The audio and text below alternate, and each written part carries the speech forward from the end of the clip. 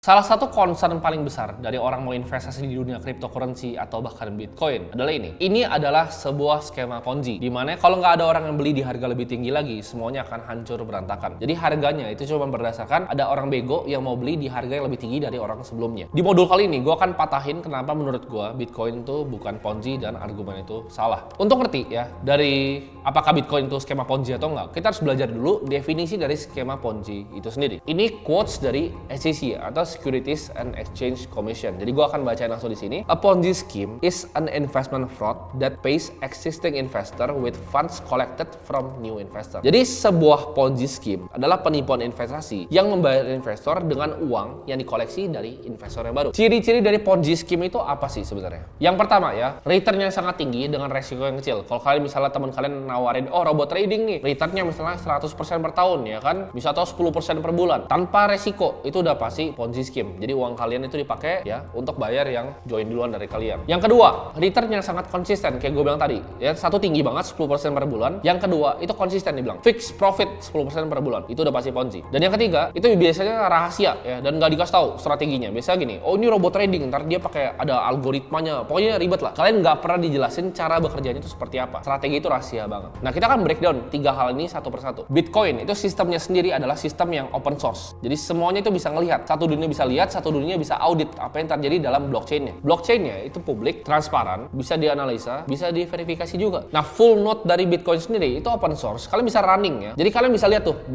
kalau kalian running full node sendiri, semua money supply-nya Bitcoin itu berapa. Tadi Ponzi itu ciri-cirinya apa? Nawarin investment return yang gila. Di sini Bitcoin, apakah Satoshi pernah nawarin investment return? Nggak pernah. Apakah di white paper-nya ada tulisan oh Bitcoin fix 100% per tahun? Nggak pernah. Bitcoin itu nggak pernah offer fixed return yang tinggi. Satoshi, kalau kalian tracing ke forum-forumnya awal-awal dia ciptain Bitcoin, itu dia nggak pernah sama sekali bahas tentang return bahkan di Bitcoin. Semua yang dibahas itu purely aspek dari technical Bitcoin sendiri. Jadi nggak pernah soal uangnya kalian beli bisa dapat berapa uangnya. Nah itu contoh red flag. Kalau kalian ngeliat project crypto, ya dia coba nawarin, oh ini kira-kira dapat untung segini, itu udah pasti scam. Tapi kalau developernya lebih fokus ke aspek teknikalnya, ya building projectnya, building utility-nya, itu adalah contoh project yang baik. Menjanjikan return itu adalah red flag pertama. Dan Bitcoin itu nggak nawarin hal semacam itu. Yang kedua tadi kita bahas sebenarnya itu adalah kerahasiaan. Jadi biasanya ya skema-skema Ponzi ini misalnya titip alkes ya, APD atau misalnya forex itu kerahasiaannya sangat dijaga. Kayak misalnya robot trading forex ya, kalian disuruh install MetaTrader, dipasangin robotnya di sana dan mereka trading tuh. Candle dimanipulasi dan kalian nggak dikasih tahu.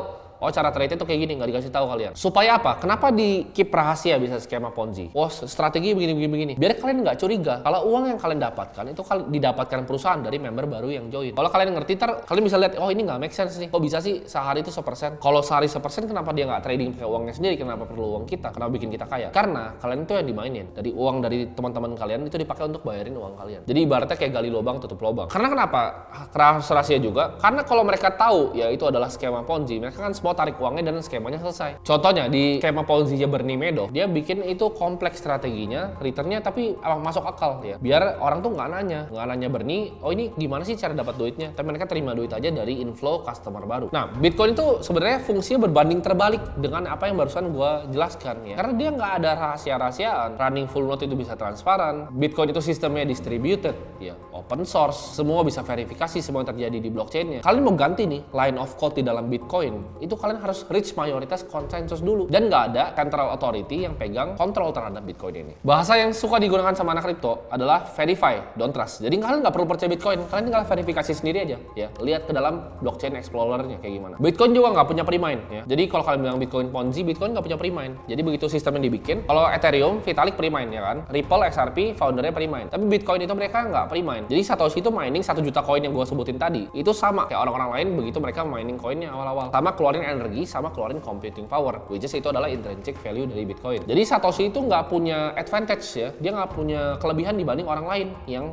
tambang Bitcoin. Dia harus nambang blok pertamanya sama seperti semua miner lainnya. Jadi nggak ada yang dikasih spesial kepada bahkan foundernya sendiri. Bitcoin itu di-launch dengan seadil-adilnya. Kenapa? Karena semua orang itu bisa berpartisipasi di dalam launchingnya Bitcoin, tidak terkecuali. Nggak kayak Ponzi, karena awalnya kan ownernya nih cari leader yang jago-jago baru tarikin kaki-kakinya ke bawah. Bitcoin nggak semuanya transparan dan sama. Ada Ada argumen kan yang bilang, oh kalau Bitcoin bergantung pada orang beli terus di harga yang lebih tinggi. Apakah ini Ponzi atau enggak? Ya enggak dong. Seiring berkembangnya network effect dari Bitcoin ya tentu aja orang ngeliat utility-nya semakin ada. Dengan adanya semakin adanya utility, orang akan lihat bahwa ini adalah store of value yang bisa dijadikan aset kelas alternatif. Di saat ini sudah diakui sebagai aset kelas alternatif, maka orang kan pur uang ke dalamnya. Kalau kalian dengan mindsetnya sama, kalau beli suatu aset di harga yang lebih tinggi ya, itu adalah Ponzi dan orang yang belinya adalah orang yang lebih bodoh dibanding orang sebelumnya. Emas itu berarti adalah Ponzi selama 5000 tahun. Karena kita tahu karakteristik dari emas itu nggak dipakai untuk industrial use, tapi untuk store of value. Tapi udah ada selama 5000 tahun belakangan. Nah, untuk kalian bisa ngerti konsep store of value, gue ajarin paling simpel pakai emas ya. Kenapa monetary network dari emas itu masih tahan sebenarnya ribuan tahun? Karena unique properties dari emas itu sendiri. Walaupun gue bilang tadi itu nggak dipakai untuk industrial use, emas itu punya karakteristik yang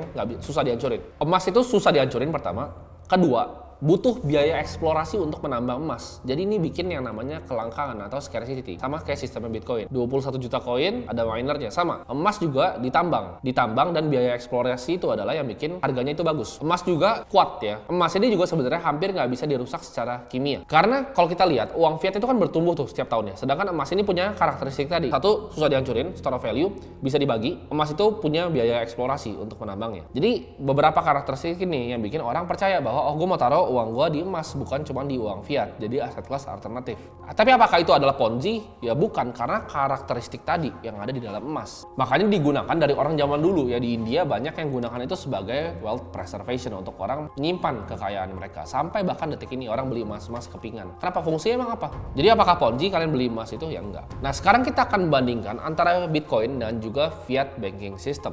Fiat itu sebenarnya adalah komoditas yang artificial. Dolar itu sebenarnya dibuat dari kertas dan direpresentasikan di digital ledgernya di dalam suatu perbankan, the Feds. Sama seperti euro, yen, ya, mau Australia dollar dan semua mata uang lainnya, Singapura dollar, semuanya sama. Terkait juga fractional reserve system. Kalau 20% aja pengguna bank itu tarik uangnya, sistem perbankan itu pasti akan collapse atau sistem fiat. Nah, sistem fiat ini sebenarnya seperti musical chair yang nggak pernah berhenti. Musical chair kalian mungkin tahu ya, yang nyanyi lagu, ya kan, ada kursi, ada 3-4 orang. Siapa yang ditarik terakhir itu yang beres. Bitcoin sendiri itu adalah sebuah network effect ya, dia bukanlah Ponzi scheme. Karena definisi paling luas dari Ponzi, sistemnya itu harus beroperasi untuk berfungsi. Sedangkan Bitcoin itu adalah sebuah disrupsi dari teknologi. Nah, teknologi apapun ya yang punya adopsi cepat itu antara akan ada penerimaan dan ada penolakan. Market itu bisa irasional pada awalnya, tapi network effect dari Bitcoin ini terus compounding walaupun supply-nya terbatas. Itu yang jadi store of value. Dan ini yang bisa mematahkan Ponzi. Ponzi itu kan simpelnya yang masuk duluan itu pasti lebih cuan karena dia bentuknya piramid. Yang masuk pertama itu cuan dari yang masuk di tengah, yang di tengah itu lebih cuan dibanding masuk yang di akhir. Yang paling akhir baru boncos semua, terus akhirnya semuanya boncos. Nah, Bitcoin itu kan kita lihat harganya. Yang beli 2021 belum tentu lebih cuan dari yang beli sekarang. Karena 2021 harganya $60.000, karena harganya $16.000. Jadi mungkin kalian yang mulai sekarang itu lebih untung dibanding yang mulai tahun 2020, 2021 nantinya. Jadi itu bukan Ponzi karakteristiknya. Nah, konklusinya, aset apapun ya, inovasi dan teknologi apapun pada awalnya itu pasti ada penolakan yang besar. Pasti ada yang ngata-ngatain skeptis, oh ini Ponzi